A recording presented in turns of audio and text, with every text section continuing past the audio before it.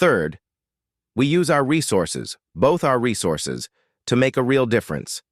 I want to expand the community center, create scholarship programs, fund literacy initiatives. I want our wealth to matter for something beyond just us.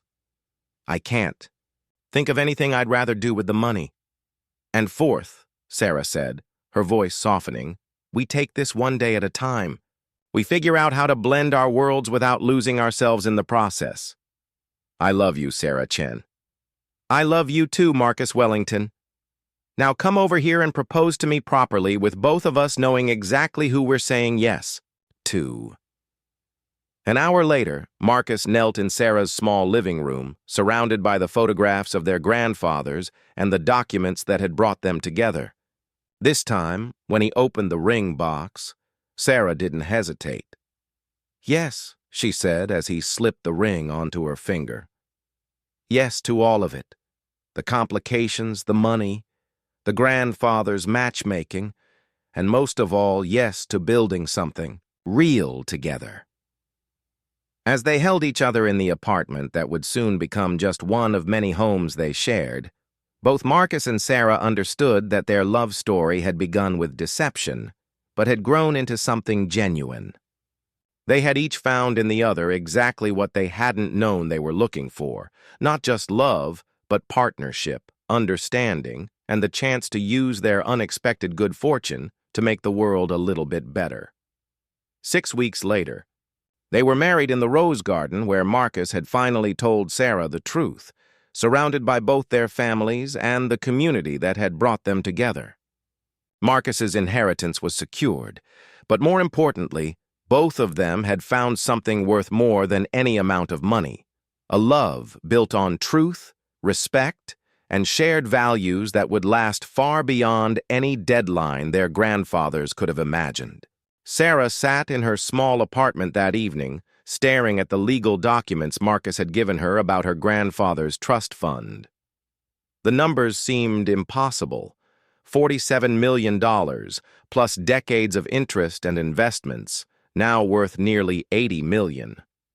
She had gone from thinking she was being used by a wealthy man to discovering she was wealthy herself, all in the span of one afternoon. Her phone had been ringing all day. Marcus had called 6 times, but she hadn't answered. She needed space to process everything, to figure out who she really was now that her entire understanding of her life had been upended. The irony wasn't lost on her. She had been attracted to Marcus because he seemed genuine and unpretentious, unlike the wealthy men she had occasionally encountered who seemed to view the world as their personal playground. Now she discovered that he was wealthier than she had ever imagined, and she was wealthy too. Everything she thought she knew about herself, about him, about their relationship, had been built on incomplete information. A soft knock at her door interrupted her thoughts. She opened it to find an elderly Asian woman she had never seen before, impeccably dressed and carrying a small leather portfolio. "Miss Chen? My name is Eleanor Wellington. I'm Marcus's grandmother. May I come in?" Sarah stepped aside, too surprised to refuse. Eleanor entered the modest apartment and looked around appreciatively. "You have a lovely home, very peaceful. Mrs. Wellington, if you're here to convince me to marry your grandson, please call me Eleanor. And no, I'm not here to convince you of anything. I'm here to apologize and to give you some information that Marcus doesn't have." Sarah gestured for Eleanor to sit on the small sofa. "What kind of information?" Eleanor opened her portfolio and pulled out several old photographs. "These are pictures of your grandfather, Chen Wei, and my husband, Theodore.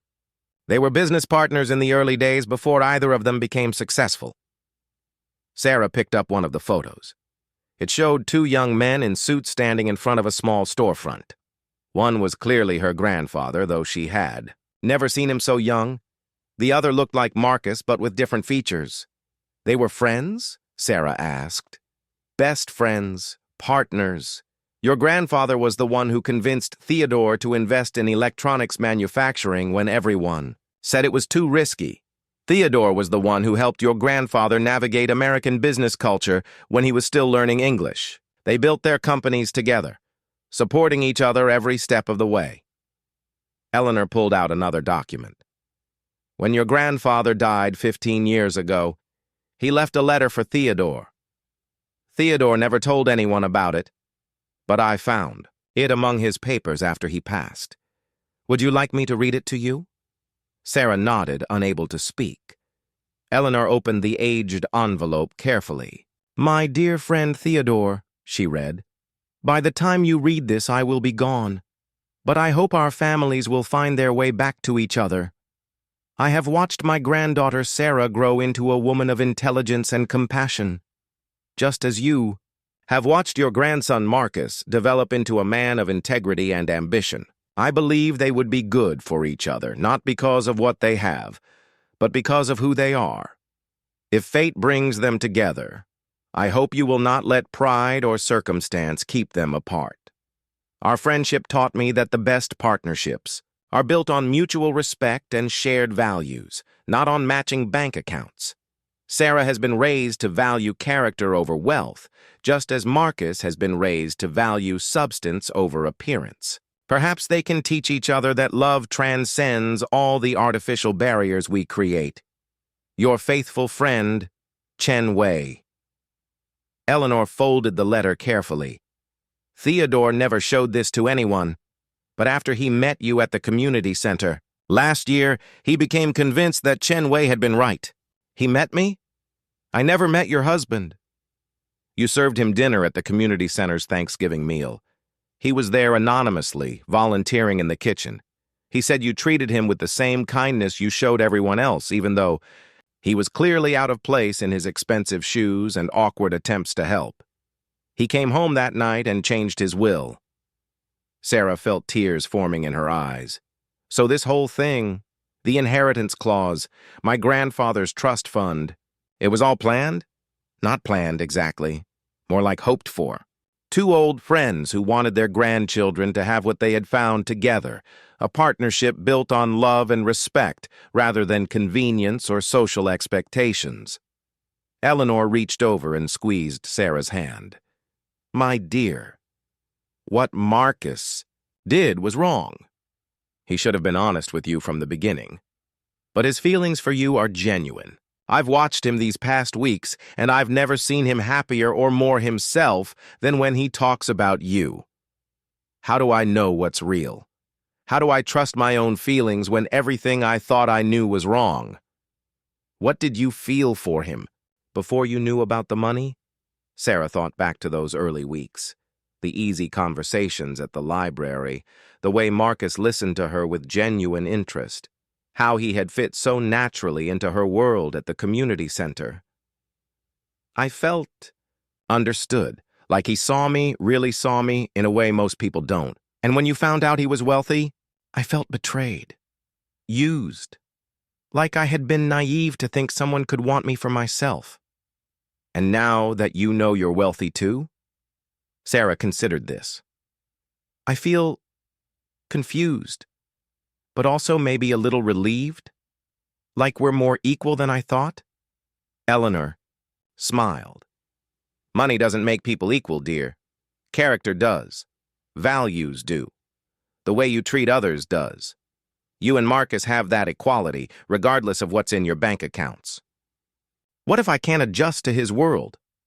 What if I don't want to? Then you'll create your own world together. Money gives you choices, Sarah. You can keep working at the library because you love it, not because you need to. You can expand the community. Centers programs because you want to help people, not because you're limited by budget. You can travel the world or stay in this apartment, whatever makes you happy. Eleanor stood to leave, then turned back. Marcus is waiting for your decision, but he's also prepared to walk away from the inheritance if that's what it takes to prove his feelings are real. That tells me something important about the man he's become. After Eleanor left, Sarah sat with the photographs and documents spread around her. She picked up her phone and called her parents in Oregon. Her mother answered on the second ring. Sarah! What a nice surprise. How are you, sweetheart? Mom, I need to ask you about grandfather's business. Did you know he was successful? That, he left money? There was a long pause. Oh, honey, I was wondering when this would come up. Yes, we knew about the trust fund. Your grandfather was very specific that you weren't to know about it until you turned 30. He wanted you to develop your own values and work ethic first. Why didn't you tell me? Because he was right. You've become an amazing woman, Sarah. You're kind and hardworking and genuine. If you had grown up knowing you were wealthy, would you be the same person? Sarah thought about Marcus, about how his wealth had shaped his relationships and made him cynical about people's motives. Probably not. Your grandfather was a wise man. He saw what wealth did to some families, how it made children entitled and lazy. He wanted better for you. After she hung up, Sarah walked to her window and looked out at the neighborhood she had called home for 5 years. Tomorrow, she could continue her life exactly as it was, comfortable now in knowing she would. Never have to worry about money, or she could take a leap of faith with a man who had deceived her but who might also genuinely love her. She picked up her phone and dialed Marcus's number. Sarah? He answered on the first ring, his voice anxious. Are you okay? I've been thinking. About everything you told me. About everything your grandmother told me. She came to see you? I didn't ask her to. I know. Marcus, I need to ask you something, and I need you to be completely honest. Anything. If there was no inheritance clause, no deadline, no pressure from your grandfather's will, would you still want to marry me? Marcus didn't hesitate. Yes, absolutely yes.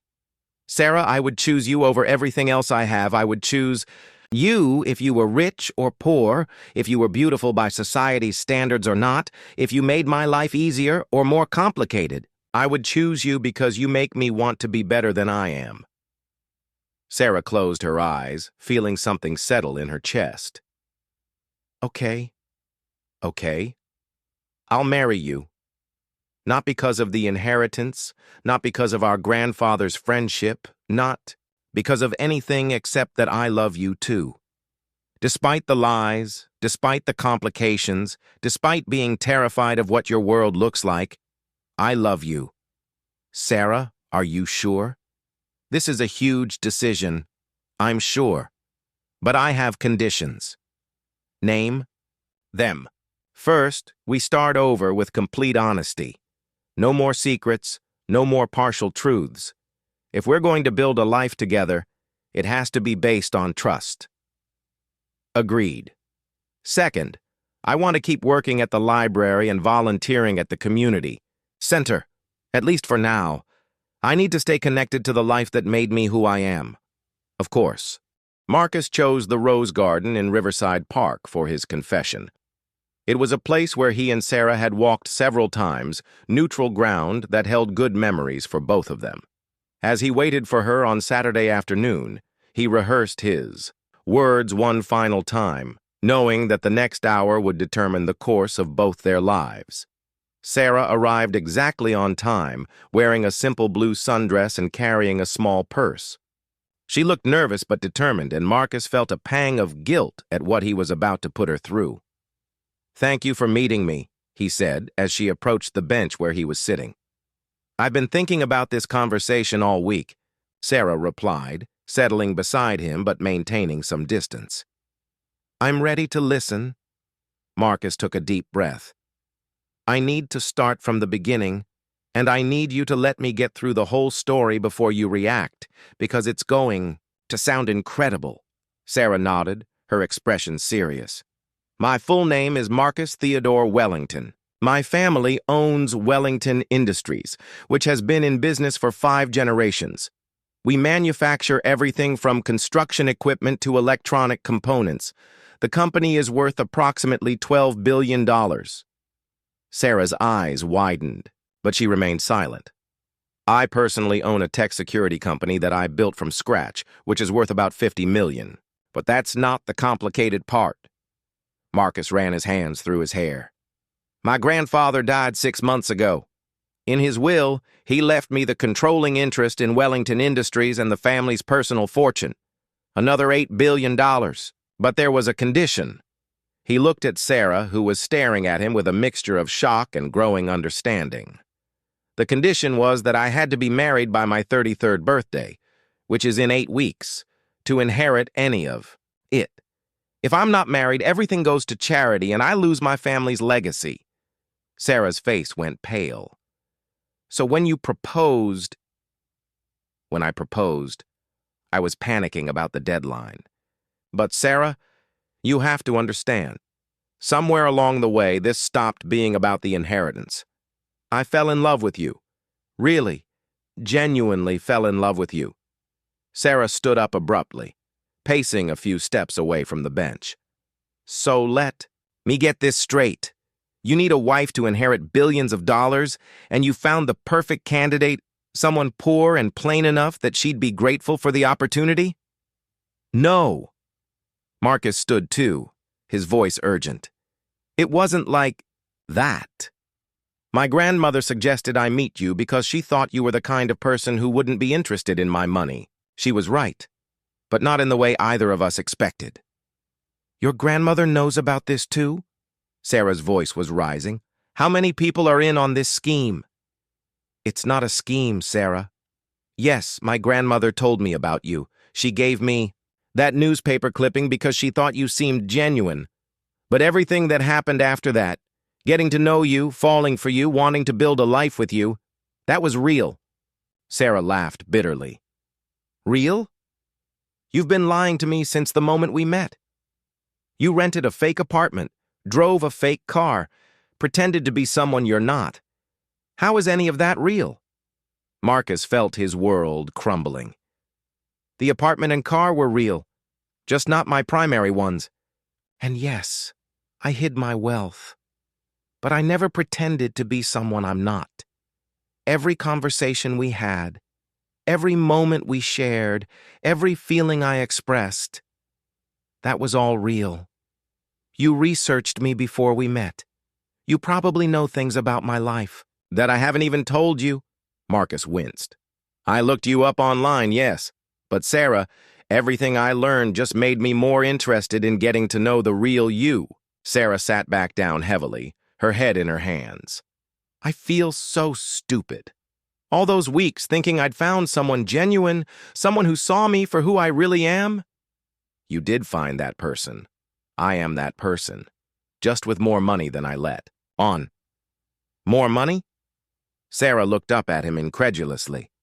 Marcus, you're not just wealthy. You're one of the richest people in the country. That's not more money.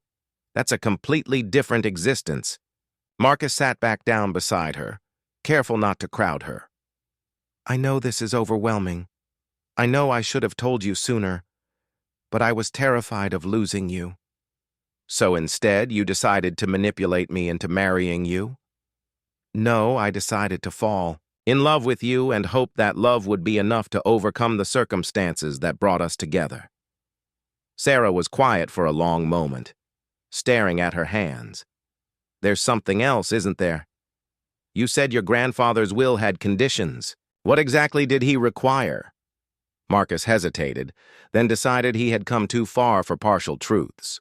He required that I marry someone of modest means, someone making less than $50,000 a year. If the marriage lasts 5 years, there's an additional inheritance of $50 million that goes to charity of my wife's choice. So I'm not just convenient, I'm specifically what he ordered. Sarah, my grandfather was trying to teach me something about values and what matters in life. He married my grandmother when she was a small-town school teacher with no money. He believed that real love transcends social class. And you think this is real love?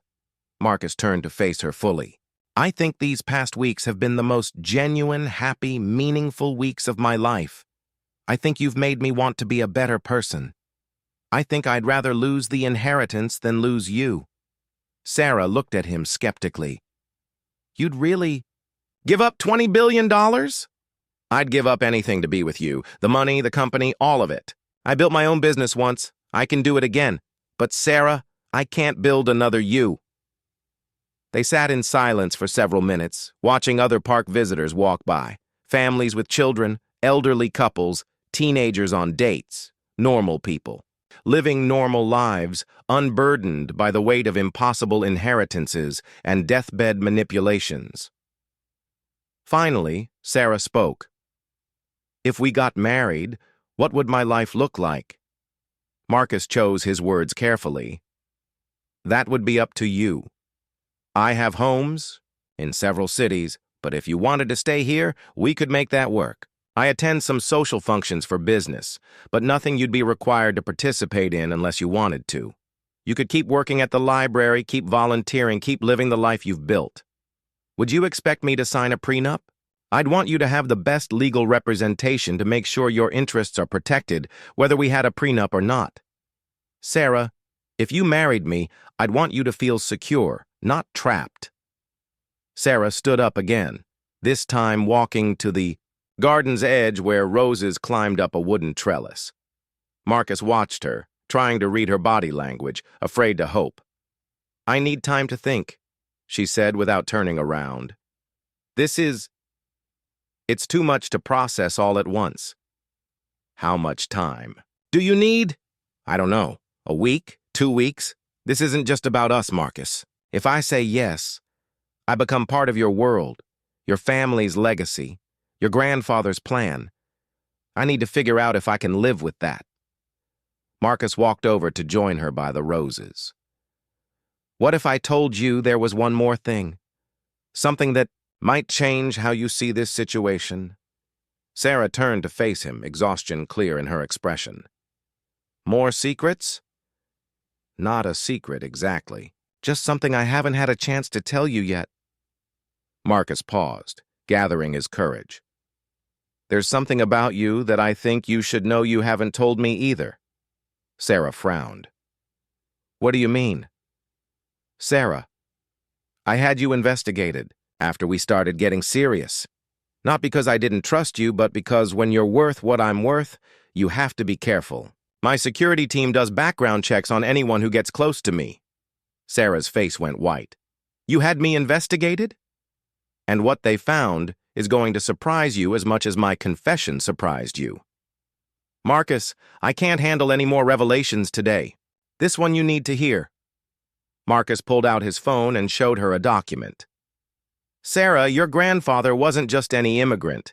Chen Wei was one of the founders of Pacific Electronics, which became one of the largest technology companies in Asia before it was sold in 1995. Sarah stared at the phone screen, her face unreadable. "That's impossible. My family has always been working class. Your grandfather sold his shares in the company for $47 million. The money was placed in a trust fund that you become eligible to access on your 30th birthday. Sarah, you're not poor. You're an heiress who doesn't know it yet." Sarah sank onto a nearby bench, the color draining from her face completely. No, that can't be right. My parents struggled for years. We accepted charity from the community center." Marcus sat beside her, his voice gentle. "Your parents may not have known about the trust, or they may have chosen not to touch it. The paperwork shows your grandfather was very specific about the money being held until you were mature enough to handle it responsibly." Sarah looked up at him with a mixture of shock and something that might have been anger. "So neither of us is who we pretended to be?" "I guess not," Marcus said quietly. "The question is, now that we both know the truth about each other, what do we do about it?" Marcus spent the weekend pacing his penthouse, practicing different ways to reveal his identity to Sarah. Each version sounded worse than the last. How do you explain to someone that you've been essentially living a lie for weeks? He had boxed himself into an impossible corner. The longer he waited to tell her, the worse his deception seemed, but the more he had to lose by coming clean. By Monday morning, he had made a desperate decision. Instead of confessing his wealth, he would propose, not with the truth, but with a carefully constructed story that would give him more time to figure out how to handle the situation. It was cowardly, he knew, but the thought of losing Sarah before he truly had her was unbearable. He found Sarah at the library during her lunch break, sitting in the small employee break room with a sandwich and a book. She looked up with her usual warm smile when he appeared in the doorway. "This is a nice surprise," she said, marking her place in the book. "I thought you had meetings all afternoon on Mondays." "I do, but I wanted to see you." Marcus sat down across from her, his hands fidgeting with the small velvet box in his jacket pocket. "Sarah, we've been getting to know each other for a while now, and I feel like we have something special." Sarah's expression grew curious. "We do. I've really enjoyed spending time with you." "What would you say if I told you I've been thinking about our future together?" Sarah set down her sandwich, giving him her full attention. "I'd say that's moving pretty fast, but I've been thinking about it too." Marcus pulled out the ring box, his heart pounding.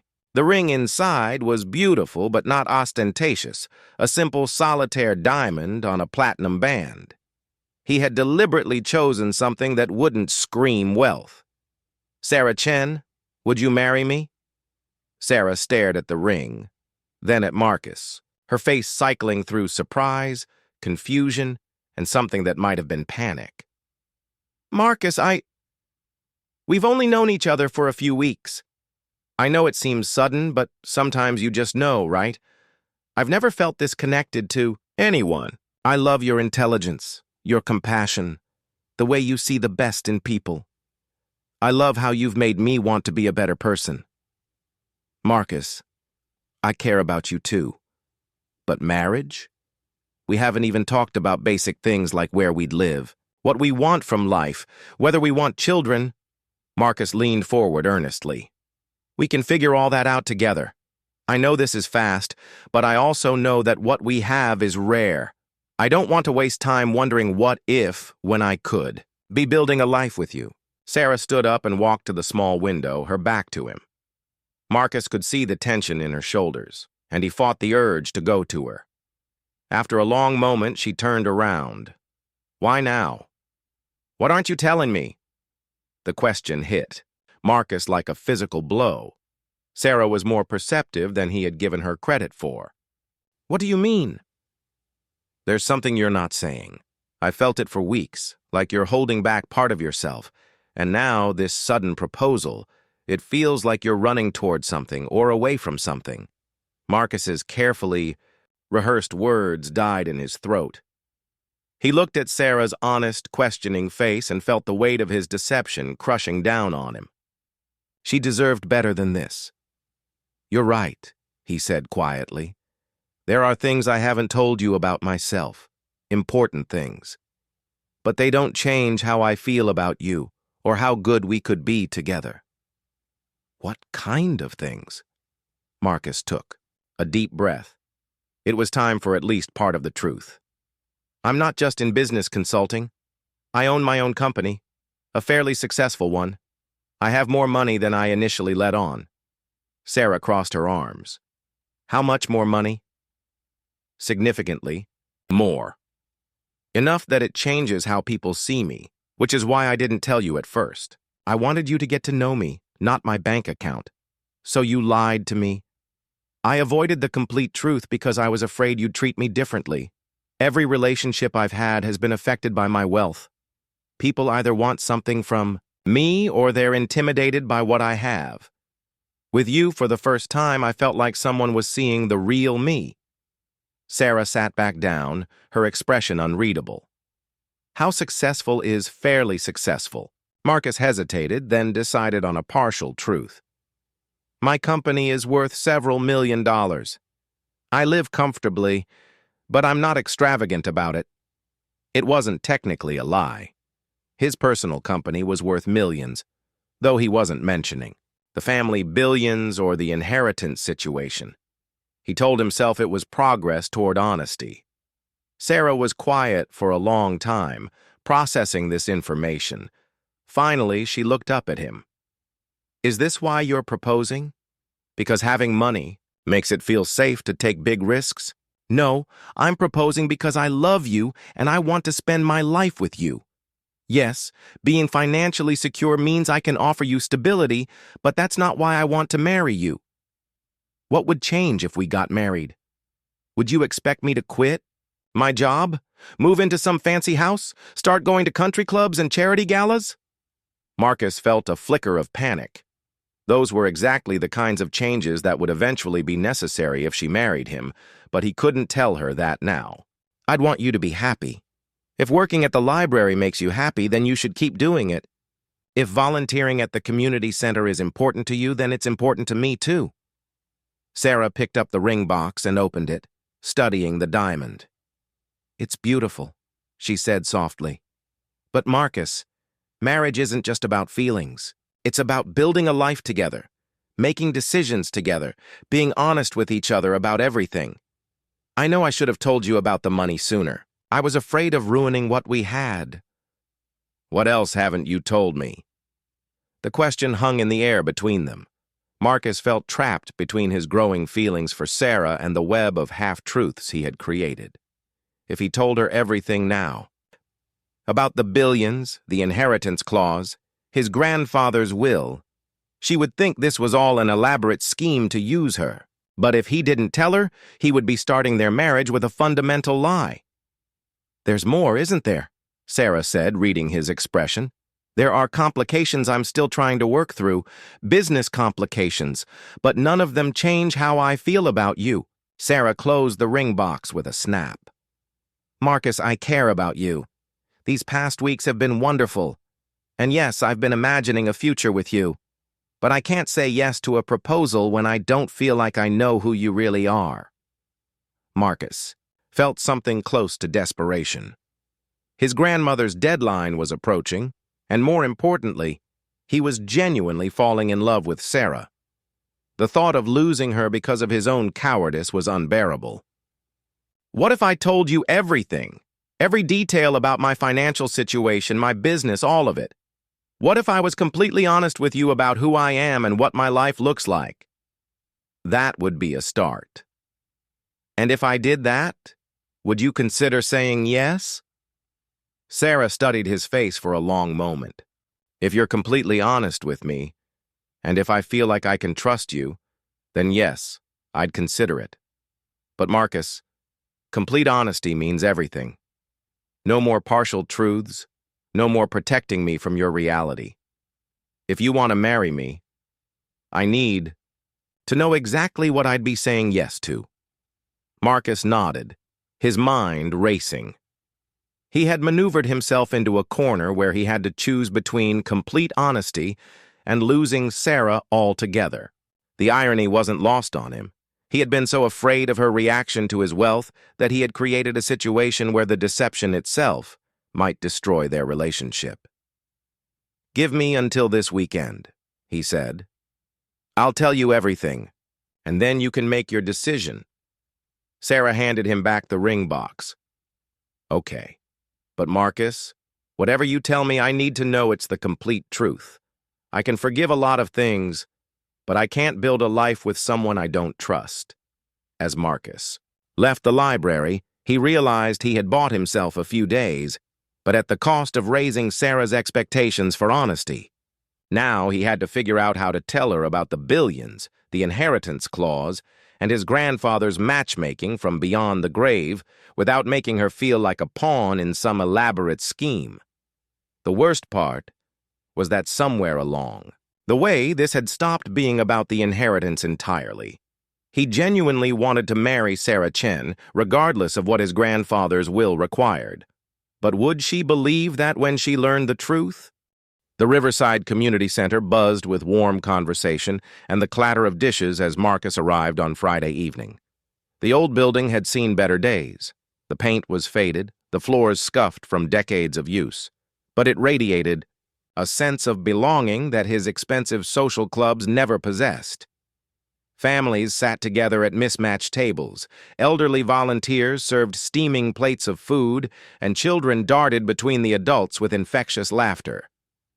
Marcus spotted Sarah immediately. She wore a simple green dress and had pulled her hair back, but she seemed to glow as she moved between tables, checking on guests and helping the other volunteers.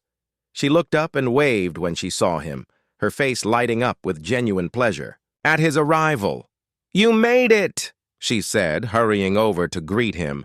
"I was starting to worry you might have gotten lost." Just took me a while to find parking, Marcus lied. In truth, he had sat in his car for 10 minutes, working up the courage to enter. This felt like a test somehow, though he wasn't sure if he was testing Sarah's world or if her world was testing him. Sarah introduced him around the room with obvious pride. "Everyone, this is my friend Marcus. He's been helping me think through some community development ideas." Marcus found himself shaking hands with teachers, mechanics, retirees, and young parents.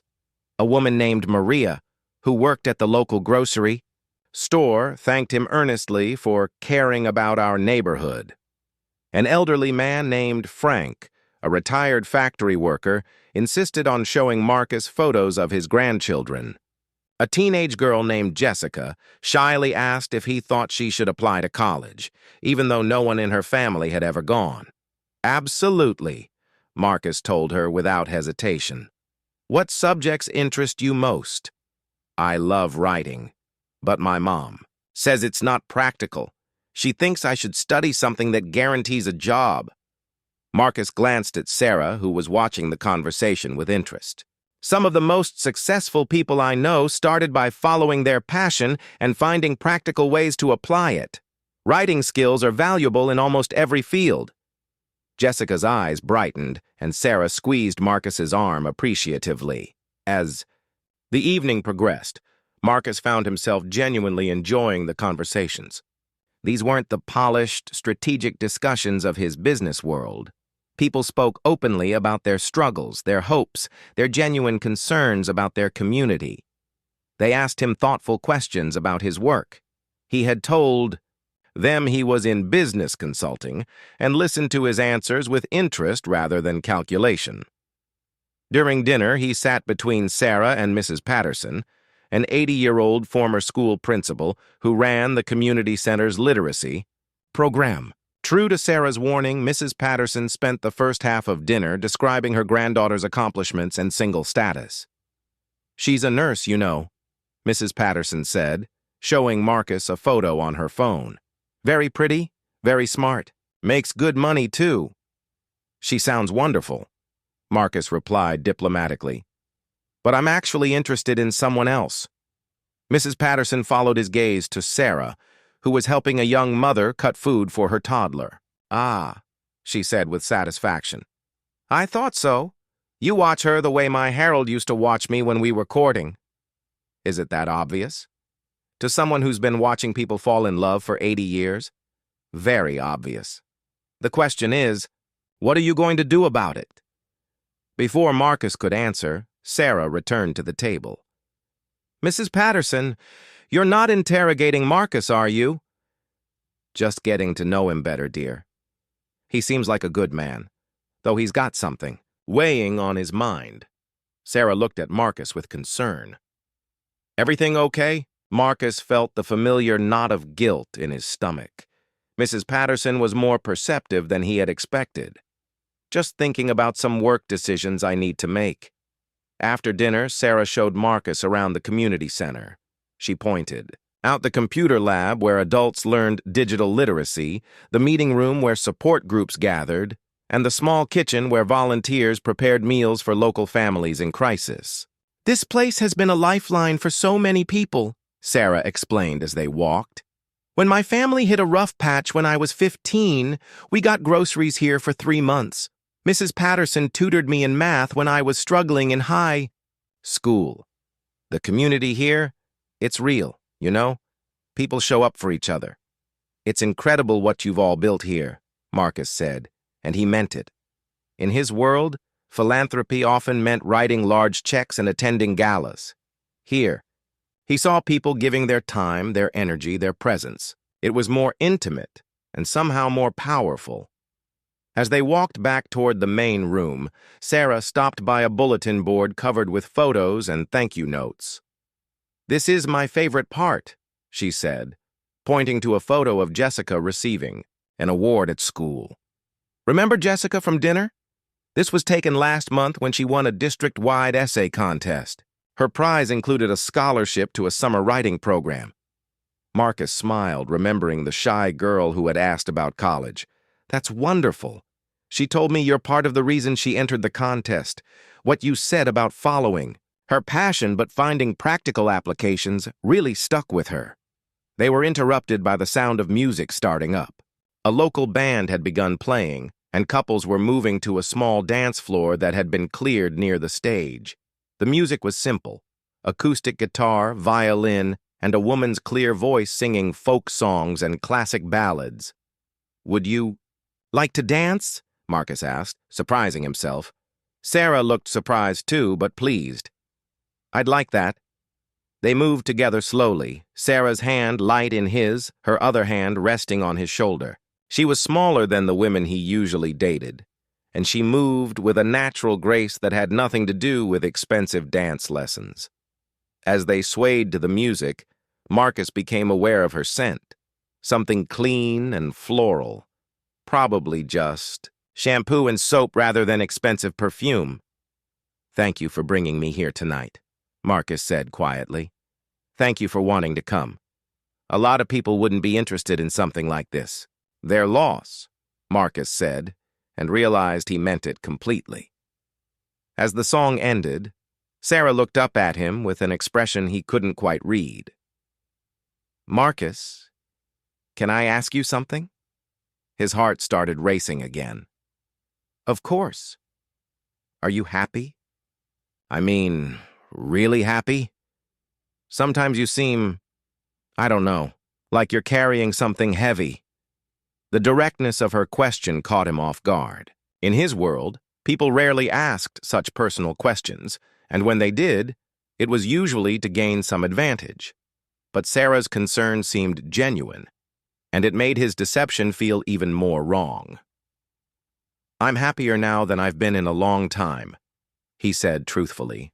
"These past few weeks, getting to know you, being part of this, it's shown me what I've been missing." "What do you mean?" Marcus looked around the room, at the families cleaning up together, at the volunteers counting donations, at Jessica, showing her essay to anyone who would read it. "Connection, I guess. Real connection. In my usual life, everything feels transactional somehow.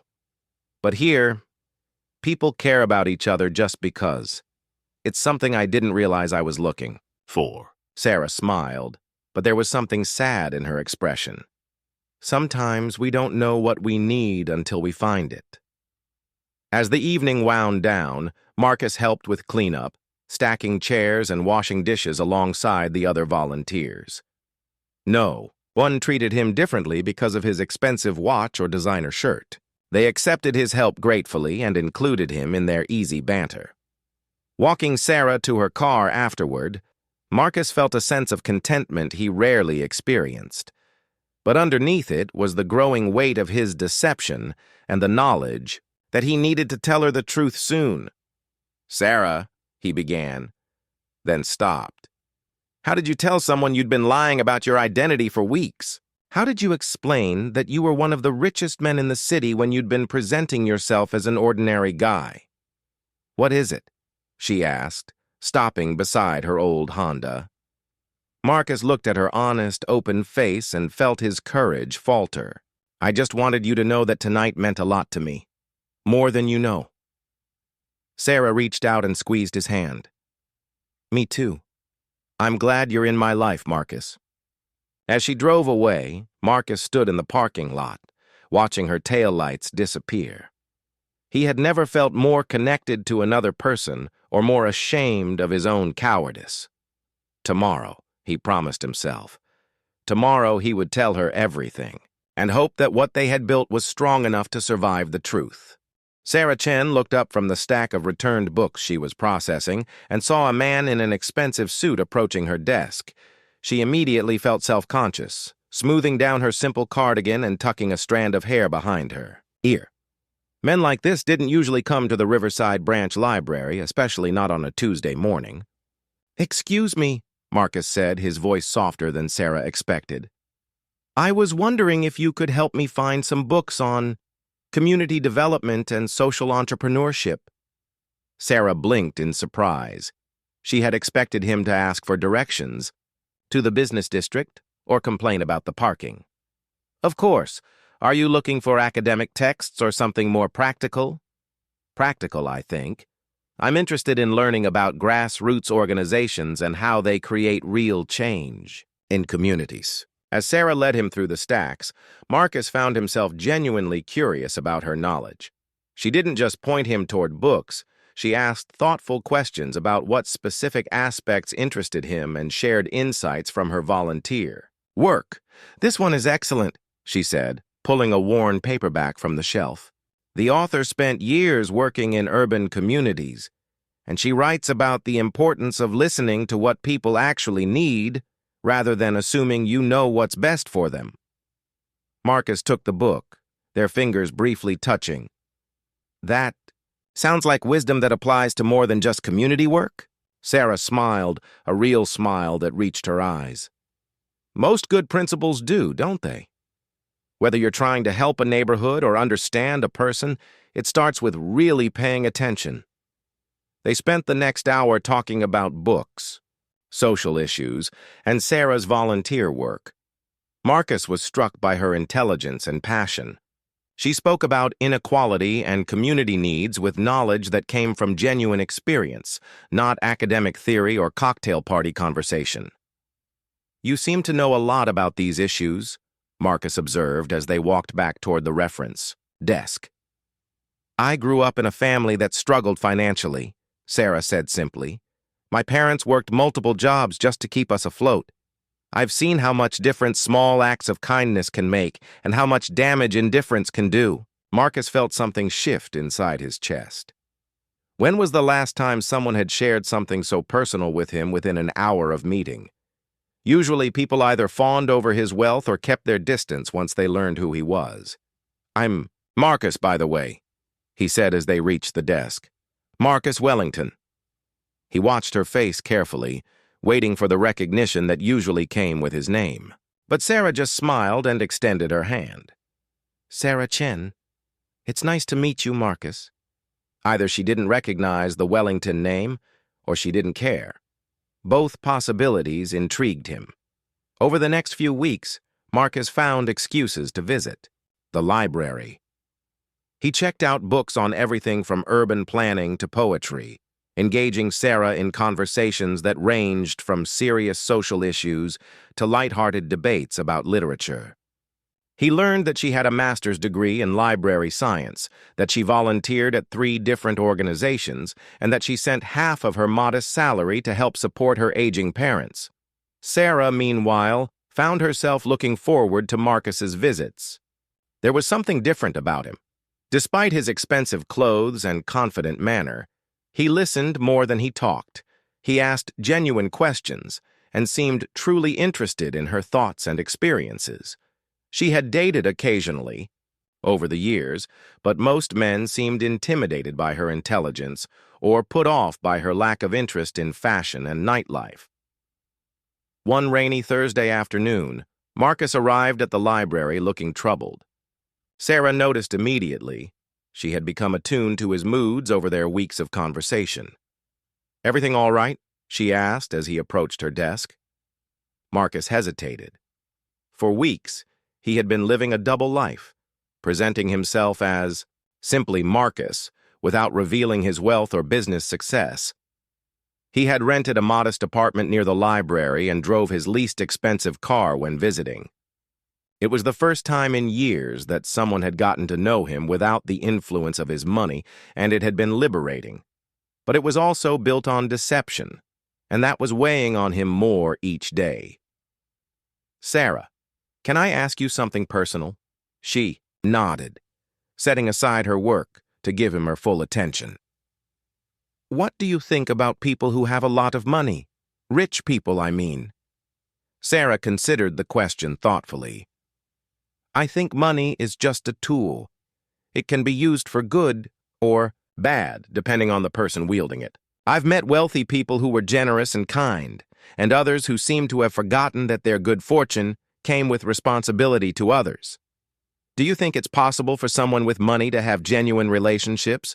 Or do you think wealth always gets in the way? That's a sad way to think about it, Sarah said gently. If someone's wealth prevents genuine relationships, Maybe they're not being authentic about who they are beyond their bank account. Or maybe they're attracted to the wrong kind of people. Marcus felt a pang of guilt. Here he was, asking about authenticity while hiding his true identity from her. What if someone had kept something important from you, not out of malice, but because they were afraid it would change how you saw them? Sarah studied his face, noting the tension in his expression. I think I'd want to know why they felt they had to hide it. And I'd want them to trust me enough to tell me the truth, even if it was difficult. That weekend, Marcus made a decision. He invited Sarah to lunch at a small cafe near the library. Not one of the expensive restaurants he usually frequented, but a cozy place where they could talk privately. He spent the morning rehearsing what he would say, trying to find a way to explain his deception without losing her trust completely. But when Sarah arrived, looking lovely in a simple blue dress, her hair soft around her shoulders, Marcus found himself tongue-tied. They talked easily throughout lunch, as they always did, but he couldn't bring himself to reveal his secret. As they walked back toward the library, Sarah stopped suddenly. Marcus, can I ask you something? His heart raced. Had she figured it out? Of course. Would you like to come to the community center tomorrow evening? We're having a fundraising dinner for the homeless shelter. It's nothing fancy, just home-cooked food and local musicians, but it means a lot to the community. Marcus felt a wave of emotion wash over him. Here she was, inviting him into her world, sharing something important to her. I'd love to come. Great. Fair warning, though. Mrs. Patterson will probably try to set you up with her granddaughter, and Mr. Chen will definitely challenge you to a game of chess. He's not related to me, by the way, just shares the name. Marcus laughed, feeling lighter than he had in weeks. I'll take my chances with both of them. As they parted ways, Marcus realized he was at a crossroads. Tomorrow night, he would meet Sarah's friends and see the community she cared so deeply about. It would be another step deeper into her world, built on the foundation of his deception. He knew he had to tell her the truth soon, but the thought of losing what they had built terrified him more than any business deal ever had. What he didn't know was that Sarah had her own secrets to reveal, secrets that would change everything Marcus thought he knew about her. Marcus Wellington stood at the floor-to-ceiling windows of his penthouse office, watching the city bustling 40 stories below. At 32, he had built an empire that most people could only dream of. His tech company had revolutionized online security, making him one of the youngest billionaires in the country. Yet despite all his success, there was one problem that money couldn't solve: his grandfather's will. The lawyer's words echoed in his mind from that morning's meeting.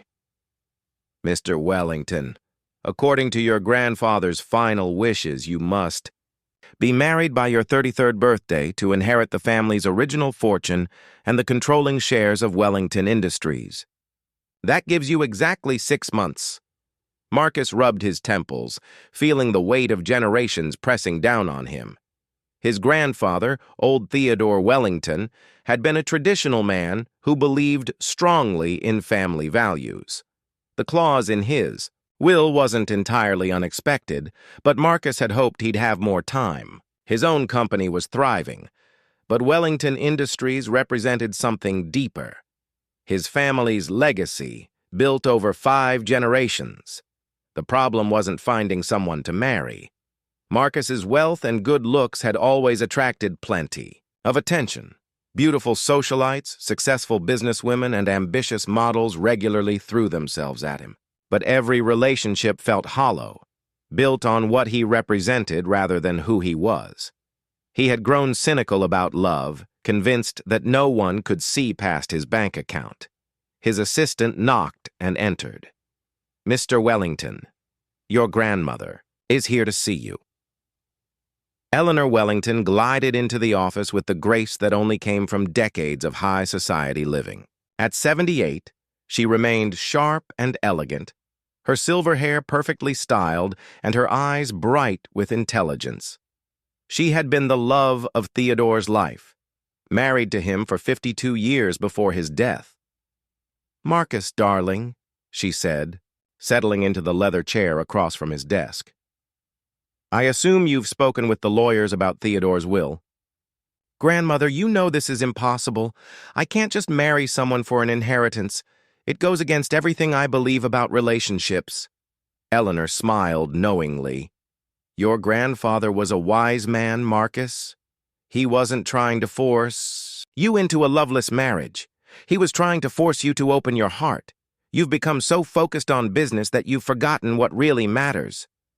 "But 6 months? How am I supposed to find someone genuine in 6 months when I haven't found anyone in 32 years? "Perhaps," Eleanor said carefully, "you've been looking in the wrong places. Sometimes the most beautiful souls come in unexpected packages." Marcus frowned. "What do you mean?" Eleanor reached into her purse and pulled out a newspaper clipping. It was a small article about a local charity that provided meals for homeless families. The photo showed volunteers serving food, and Eleanor pointed to a young woman in the background.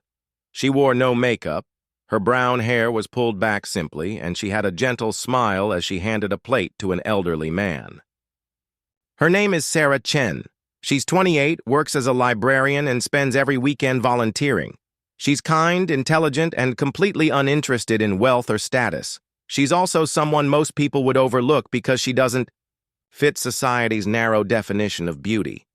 Marcus studied the photo. The woman wasn't conventionally attractive by magazine standards, but there was something peaceful about her expression, something genuine that he rarely saw in his usual social circles. "Grandmother, are you seriously suggesting I marry a complete stranger?" "I'm suggesting you get to know her. Your grandfather included another clause in his will that you might find interesting.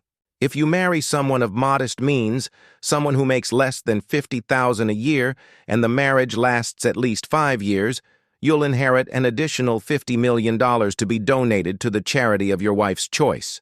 Marcus sat back in his chair, stunned. His grandfather had thought of everything. He really believed in marrying for the right reasons, didn't he? "Theodore married me when I was nobody special, just a schoolteacher from a small town. But he saw something in me that others missed, and I saw something in him beyond his family name. We built a life together based on respect, friendship, and eventually, deep love." That evening, Marcus found himself researching Sarah Chen online. She had a small social media presence, mostly photos of books, nature walks, and volunteer work. Her posts were thoughtful, often sharing articles about social issues or quotes from literature. She lived in a modest apartment in a middle-class neighborhood and drove an old Honda Civic. What struck him most was a post she had written about loneliness in modern society. "Sometimes I wonder if we've become so focused on how people look or what they own that we've forgotten how to see their hearts. The most beautiful people I know are beautiful because of their kindness, their compassion, and their ability to make others feel valued." Marcus stared at those words for a long time. When was the last time someone had made him feel valued for who he was, rather than what he had? When was the last time he had done that for someone else? The next morning, Marcus made a decision that surprised even him. Instead of going to his usual coffee shop in the financial district, he drove to the small branch library where Sarah worked. It was an old building with worn carpets and mismatched furniture, but it felt warm and welcoming in a way that his steel and glass office never did. He watched through the window as Sarah helped an elderly man find a book about gardening. She was patient and kind, taking time to explain the library's catalog system. When a young mother struggled to manage her toddler while checking out books, Sarah quietly entertained the child with funny faces until the transaction was complete. Marcus realized his grandmother was right. He had been looking in the wrong places. All his life he had been surrounded by people who wanted something from him, But here was someone who helped others without expecting anything in return, someone who found joy in simple acts of kindness. Taking a deep breath, Marcus walked into the library. It was time to meet Sarah Chen, though he had no idea that this decision would change both their lives in ways neither could imagine. As he approached the reference desk where she worked, he wondered if it was possible for two people from completely different worlds to find common ground. He was about to find out.